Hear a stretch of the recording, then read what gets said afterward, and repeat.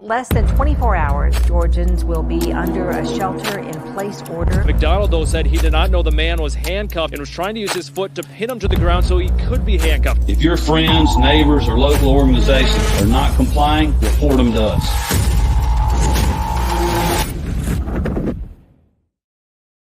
Howdy, y'all, and welcome to the Free Georgia Podcast. My name is Jake Green. Thank y'all so much for joining me today. Really appreciate y'all being here. We're coming at you on so many different destinations, so many different platforms. You can find us on YouTube, Rumble, Twitter, Facebook. I'm sure I'm missing one. Odyssey, every single podcast platform. So wherever you want to digest your media, we're there. So I would highly suggest you head on over to Rumble if you aren't already on it, and create an account. Follow us there. You can follow Libertarian Party of Georgia. You can follow Liberty Libations. You can follow Free Georgia Podcast. You can follow Peaceful Sea Productions, which is my company. Because at some point we keep getting strikes on YouTube, and at some point we're likely going to lose YouTube. Oh, we're coming at you live on Instagram as well. We're probably going to lose YouTube at some point in time, or at least get suspended for a week or two here and there. So highly advise you go over to Rumble. We will not get booted from there. I've been told on Liberty Libations the other night that there are 841 words that you cannot talk about or say on YouTube. Otherwise, it'll get you at least reviewed, if not a strike, if not banned. So that's the opposite of what we're going for with the Libertarian Party of Georgia. We say what we want. We are all about ultimate free speech. So, head on over to Rumble because they are far more likely to defend free speech. All right, y'all. In exactly, I guess, what would it be, 5 days from now, the Libertarian Party of Georgia has its annual convention down in Conyers, Georgia. If you go to our website, lpgeorgia.com, you can click on a tab up at the top that says 2024 convention. You can register, get your tickets. They're $85 for the whole weekend. Lots of great speakers and lots of great things happening. We've got Spike Cohen, Shane Hazel, Adam Nutter, the Tower Gang Pod. And then our schedule came out last week. On Friday from 10 to 2, there's Range Day with Spike. Might be sold out at this point, not sure. But if you want to go to Range Day with Spike Cohen and Chase Oliver, you can get your tickets for that. Then there's a meet and greet from 4 to 9 at the VFW Lounge, which is where the convention will be held. And then 5 to 7, there's a ticketed dinner with Spike. Then on Saturday morning, You Are the Power, speaking from 9 to 10. That's Spike's organization. Shane Hazel directly after that. Elizabeth Gallimore after that. Then there's a lunch break. Then we've got Spike Cohen. And then the big event, presidential debate. Jacob Hornberger, Chase Oliver, Joshua Smith, Mike Termott, Lars Mapstead, Michael Rechtenwald, and Toad are all going to be debating on the presidential stage. The moderators will be Mr. Brad Binkley, who was recently on Liberty Libations and has been on Libations a few times now, and I believe Free Georgia Podcast as well. So he's a friend of the party, friend of the show, as well as Clint Russell of Liberty Lock Pod and the Tower Gang Pod. So it's going to be fantastic. And then directly after that, Spin Room with the Tower Gang. Basically, they're going to be breaking down the debate, making fun of the contestants, the candidates. It's going to be a great time. That's what their podcast is all about. So, and then directly after that, Mr. Adam Nutter himself will be doing a live stand-up performance along with, I believe, one or two intro people. So we'll see. I forget how many there are before him. And then on Sunday, it's LP Georgia business meeting all day long. So if you're not part of the Libertarian Party and you want to be, now would be a great time to join. If you are part of the Libertarian Party already, that is your day to make your voice heard within LP Georgia from 7 a.m. all the way to 4 p.m., likely a little bit longer because that's just how we do it. on the business days. So there you have it, y'all. If you have any questions about the Libertarian Party of Georgia or the Libertarian Party in general, you can go to lpgeorgia.com to learn all about our party. You can also go to lp.org to learn about the national party and find your state affiliate from there. Plenty of great resources. You can always reach out to anybody in the LP, especially people who hold office or work for the LP. So we're always happy to talk to you, give you the lowdown on what we believe and why we believe it, and what we're doing to help spread liberty and freedom in your area, in your state, and nationwide. All right, y'all. Today, we have a special guest, Miss Malena Gauss. I have read her story. She sent me a PDF of her story over the last 4 years, 4 years. And it was, I mean, I could feel myself becoming enraged as I read it. It is government neglect, government abuse, government overreach. It's everything that you would hate, that we libertarians detest about the government, all wrapped up into one story. And she has persisted. She has persevered. She has kept going. She has pivoted. And so, yeah, we're going to talk to her today. So let's welcome her to the show. Malena Gauss, welcome to the show. Thanks for being here today. Thank you for having me. Absolutely. Can you tell folks what your company is and what it does? Sure. My name is Malena Gauss, and I'm the owner of a company called Lammergeier in Savannah, Georgia, and more commonly known in the area as Savannah Glass Recycling. And my company is the first and only dedicated glass recycling operation. And what we do is it's a dual stream system. So glass is the only material that we recycle. Residents are provided their own dedicated bin for glass only. And our operation utilizes what's called a closed loop system. So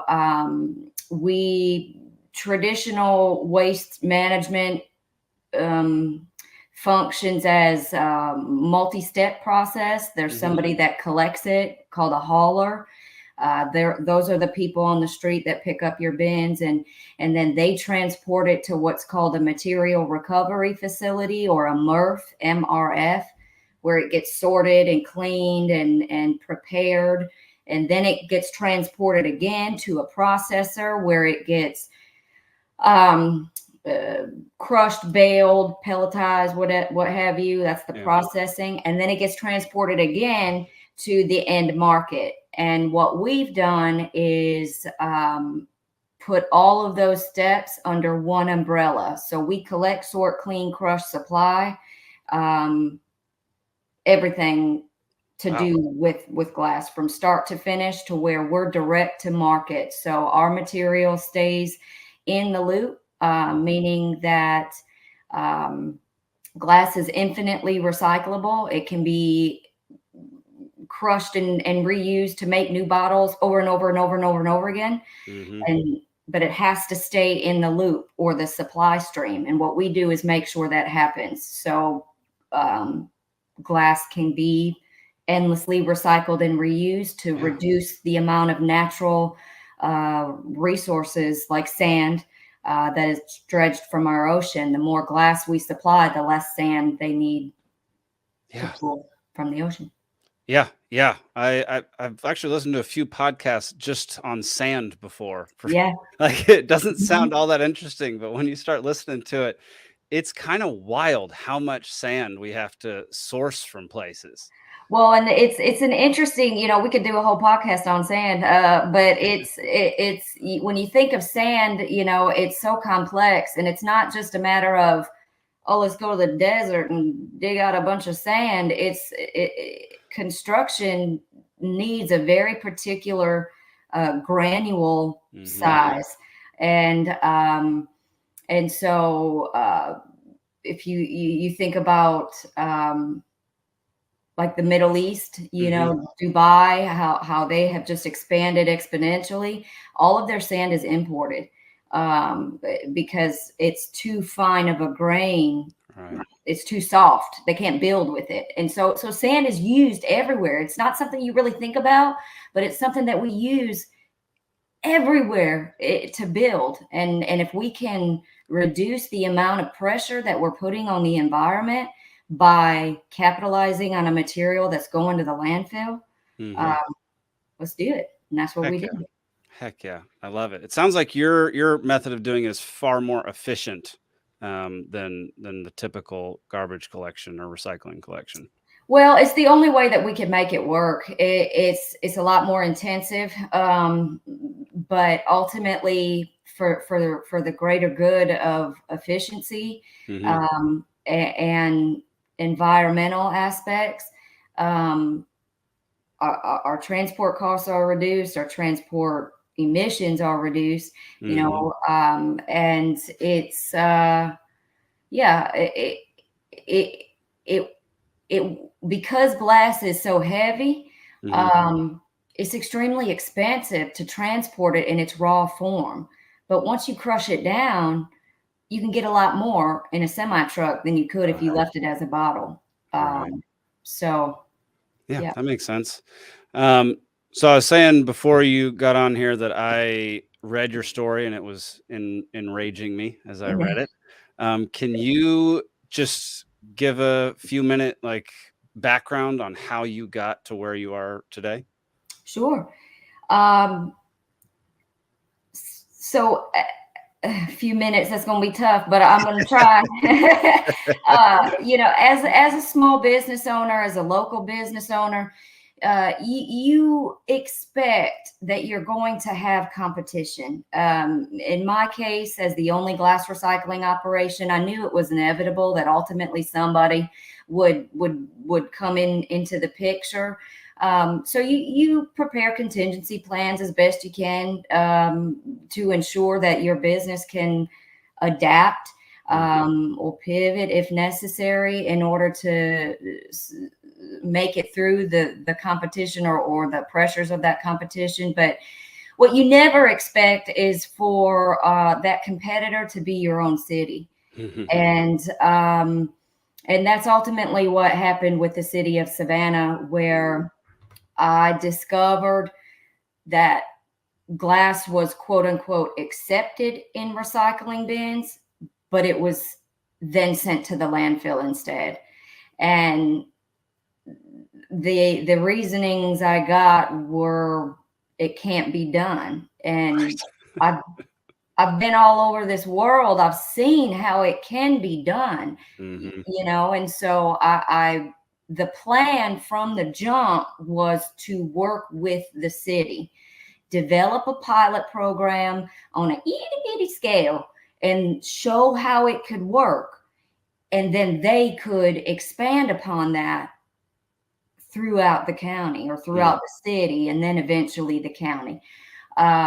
So we were in the beginning working together, but then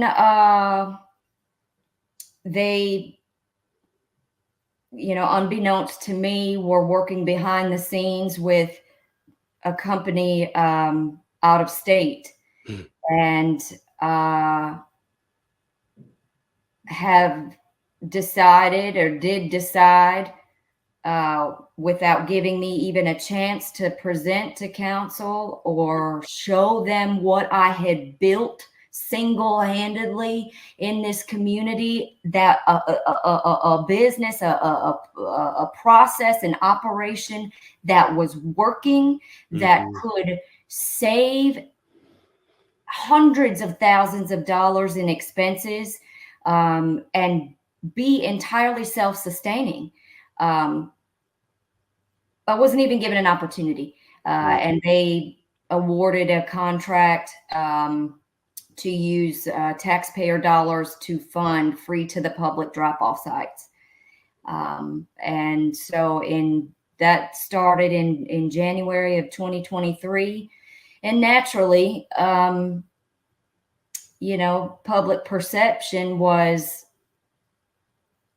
I was the capitalist villain charging for an environmental service. Right. And the city are offering it for free. So I lost, almost 70% of my business in a matter of weeks. And then, but I hung on. So I scaled down, and I made some decisions that were going to allow the company to change directions and still maintain our integrity, and moved a substantial amount of material to a property that I had leased specifically for commercial and industrial storage. And I've had it for a few years, but wasn't using it as actively as I ended up needing to. So I moved a whole bunch of material, and within days, officials entered my property and told me that I was required to get rid of all of it or else. Yeah. And that's what I did. And that was back to back. So 2 municipalities at 2 different times in the same year. Jeez. So. Yeah. And it was what I think I read in your document that it was like 200 tons of stuff. Yeah, they initially only gave me a week, which is preposterous. It's scientifically impossible to get rid of that much with my small company in that amount of time. But Right. Then they came back and said, here's your subpoena, show up in court. But before this, the court date was in 3 weeks from that date. And they said, but before this court date, this all better be gone, or we're going to come in, we're going to take possession, dispose of it, and you're going to foot the bill. Goodness gracious. So, at that point, panic mode. And, everything that I have built in the community, the underlying foundation is integrity, and making sure that what we say we're doing is actually what's being done, and that's recycling the material. And I definitely wasn't going to allow them to landfill it. So it was them take it and landfill it, or me find a larger recycler. We lost her. She said she might be having laptop problems, so hopefully she'll be back on in just a moment. All right, you're back. Love it. Yeah. Okay. So that's in a nutshell what happened. I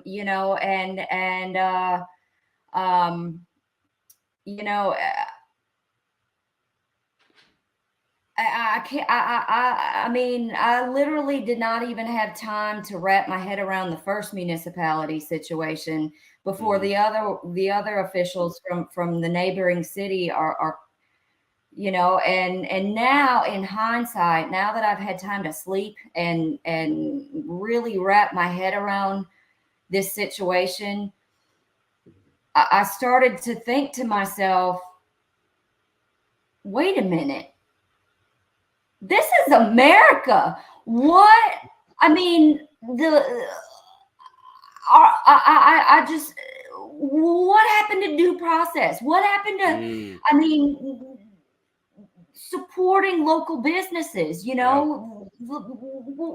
encouraging local economic growth and environmental sustainability. I'm right here doing exactly that. Yeah. And so I'm not gonna lie, I got pretty discouraged. How could you not, but then somebody somewhere sent me a contact in Savannah for the Savannah Libertarian Party. And I'm not a politically focused person at all. I have preferred to just be off the radar. And, I didn't want to me, the system is so fundamentally broken there's no recovering. And then I started learning more about the Libertarian Party, and I see a way that we can fix this, and I want to participate because I think what the party stands for is everything that I stand for. And what's happened to my company is wrong. It's probably illegal. It definitely violates my rights. But where does it make more sense to invest my time? Crying and moaning and trying to fight what happened, or using the frustration and turning it into fuel towards a solution and fixing what's broken here? Yeah. And so I know if I could do both, I would. But to me, there are a lot of issues in our city, in Savannah and Garden City. There's and the officials who have made an oath to protect and to serve and to help the community be better are not doing that. And so, yeah, that's yeah. I mean, I'm thinking about so many things right now, but anyway, I'm very appreciative to have found, the Savannah Libertarian Party, and to continuously, each day I learn a little bit more, and I feel less discouraged, and I'm to the point now where I'm going to convert. We're still going to be glass recycling, but it's not enough to sustain a livelihood. And so basically starting a second business where we're opening a farm. Oh, interesting. Okay. That's cool. That's an interesting pivot.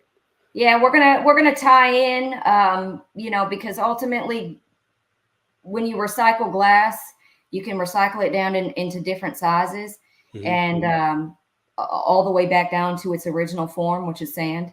And that sand can be used as landscape material. And there's some other, innovations that I'm working on with it. But I, at the end of the day, I'm an entrepreneur. I'm an innovator. I'm a free thinker, and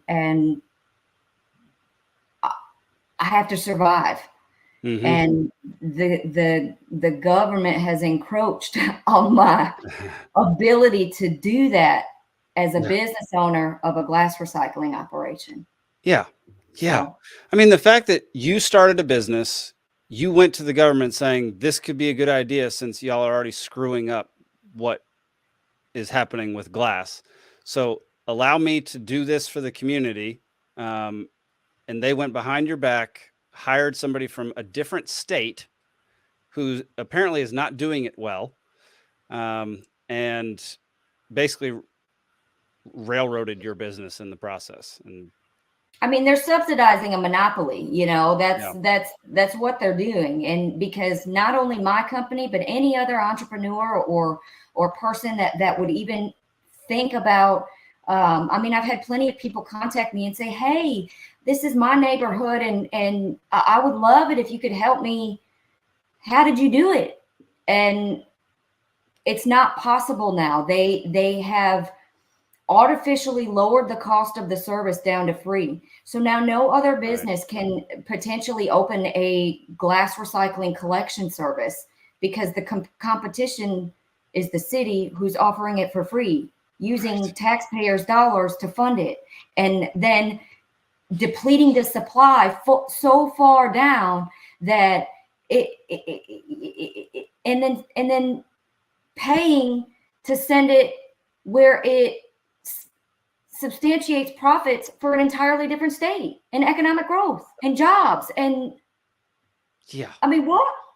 I mean, that's wrong on so many levels. First of all, calling things free is just the most typical ploy that the government uses. When in fact it takes manpower to move the glass, to break down the glass, to basically the entire process takes wages and labor and time and equipment.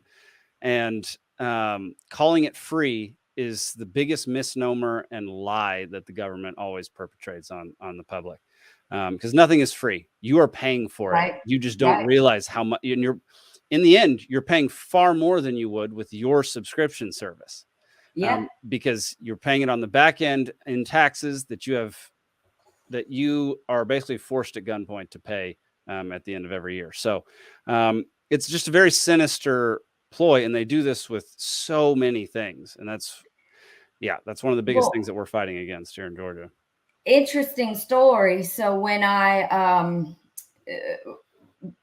Elizabeth, I believe, gave me your name. It may have been Laura, but either way, I looked up your podcast, and I yesterday or 2 days ago, and I started just listening through a few episodes on the Free Georgia podcast, and I came across Clinton's. Yeah, Clinton Coward. Yeah. And so a little random tidbit in my free time, it's not a hobby. I'm not that nuts, but I'm interested in reading municipal budgets. And so I've read, all of ours that I could get my hands on, and I couldn't quite understand, to your point, that recycling is expensive. And I couldn't understand how were they funding this? Where's, the millage rate didn't change. And in Clinton's episode, he mentioned how they changed the values of the property or the way they calculated it. So the millage rate didn't need to change, but they were still getting, more money. And because property taxes are what fund this program,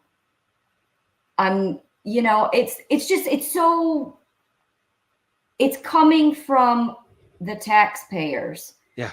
And it didn't need to. Yes. And why? Why did that happen? And anyway, like I said, I could dwell on it.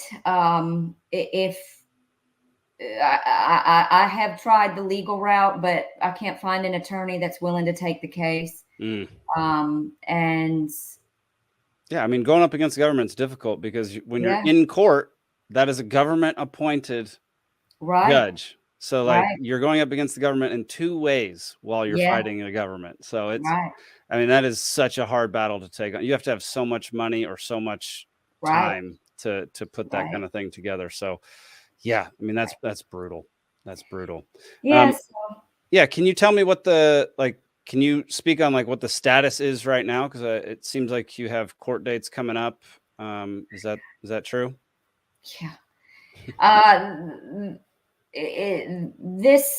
have complied every step of the way with what has been told to me to do for this property in order to get it back into whatever, where I'm not violating an ordinance. And I've had four or five court dates, and every one they find something else. And this most recent one, as the last court date was left, all I had to do was apply for a business license under a permitted use. I did that. The end of December was what should have been the final court date. I go in, and this official pulled out a packet of photos. Now, mind you, in the 2 months between court hearings, I have not heard from this individual. I have not heard from anybody from the city to schedule a site visit or saying, hey, this is what we still see a few more things that you need to get done before. Anyways, he pulls out this packet of photos stating how I'm still in violation. It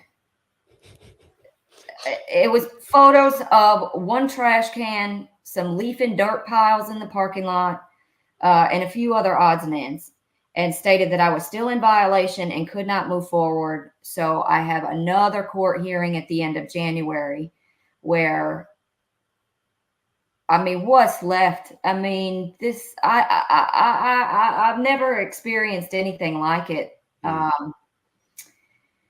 But that's, instead of, I had two choices. I could pack up and leave, break the lease and leave and just say I'm done. Or I could try to be a little bit more strategic about this. And that's where the farm comes into play. And so, I'm fighting with everything I got to try to save my livelihood, my sole source of survival. Everything that I have built has been demolished, and they're still coming for me. And I'm like, I'm just one citizen, one small business owner.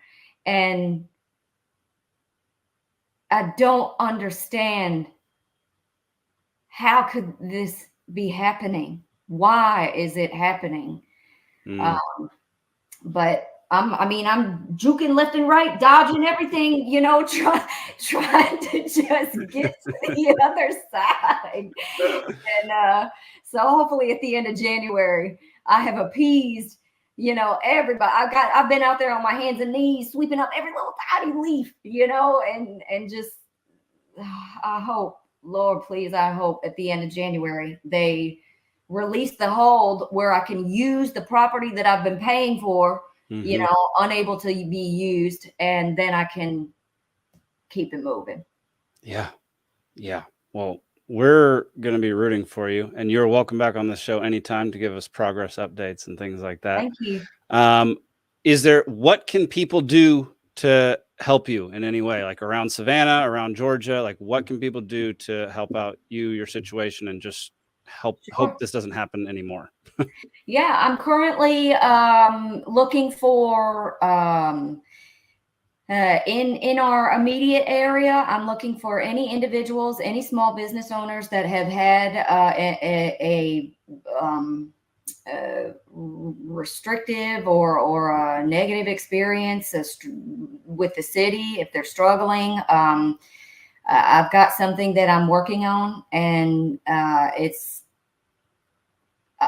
I'm looking to hear other people, because if it happened to me, I know it's happened to other people. Yeah. And I'd like to find those people. And as I mentioned, strategy, I'm not the type of person to start picketing in front of the courthouse. You know what I'm saying? I that's not my style. But if I can find enough people that are willing to share their experience, I may be able to make it so this doesn't happen again. So in the immediate area, if there are any local business owners or individuals who are struggling or have struggled in the past with municipal interventions, please, you can email me at, should I give my email? Yeah, go for it. You can email me at support@savannahglassrecycling.com.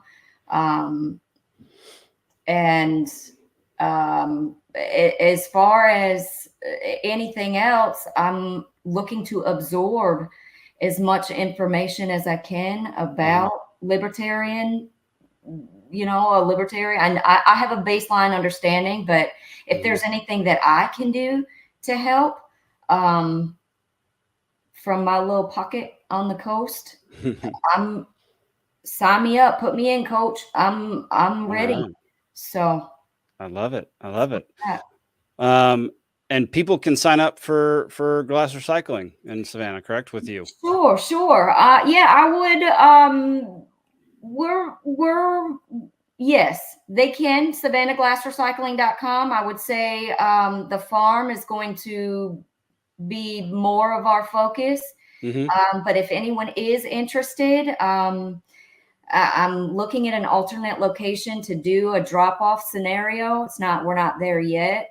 Okay. But if anyone is looking for curbside service and would like to support what we're doing, our closed loop operation, SavannahGlassRecycling.com is that website. And then the farm, Apollo Farms, that's the business. Again, knock on wood, if they allow me to pass go, Apollo Farms will be opening in Garden City, Georgia. There we go. I've interviewed a lady named Kristen Hammock on this show before. Okay. I think it's Hammock Hill Farm. Okay. I might give you her info after we get off the live stream here, but she might be a good resource for you because Sure. yeah, she was fantastic. She came to our last convention. She's all about goat farming. She makes like goat cheese, goat milk, all that kind of stuff. Yeah, she is fantastic. Came on the podcast back in the summer, so I'll put you two in touch. Yeah, we've got a market in the works. It's going to be positive moving forward. It shouldn't have happened. But it did. And now it's about being proactive and, there's not nearly enough activity in the voting scene. I looked at the numbers, which is something I've never done before in any of the cities that I looked in. And maybe, we can talk about it off air if this is something normal. But to me, it seems unorthodox how low our numbers are in the municipal election. And change isn't going to happen with we keep repeating the same cycle and the same leadership. It's just going to, the leadership is why this happened to my business. They allowed it. This passed this was voted by city council by majority vote to oust my local company and outsource. That should have never happened. Correct. Absolutely. So, well, I am confident that you are the kind of person we want on our side fighting with us, because you seem like someone who can persevere and just keep going no matter what. So welcome. Thank you. I'm glad you found us, and I'm glad we found you, and I'm glad we can help promote your story. Thank you. It's given me a glimmer of hope that I desperately needed, man. I tell you, and then I'm very appreciative, and I look forward to learning more and any resources that you've got to send me, please. I'm all in. Sounds great. All right, y'all. You can go to SavannahGlassRecycling.com to learn more about Lammergeier, or glass recycling company. You can also go to LPGeorgia.com to learn more about the Libertarian Party of Georgia. Tune in every Thursday night, 8 to 10 for Liberty Libations, and every Monday at 8 o'clock for more free Georgia podcasts. We'll see you next week.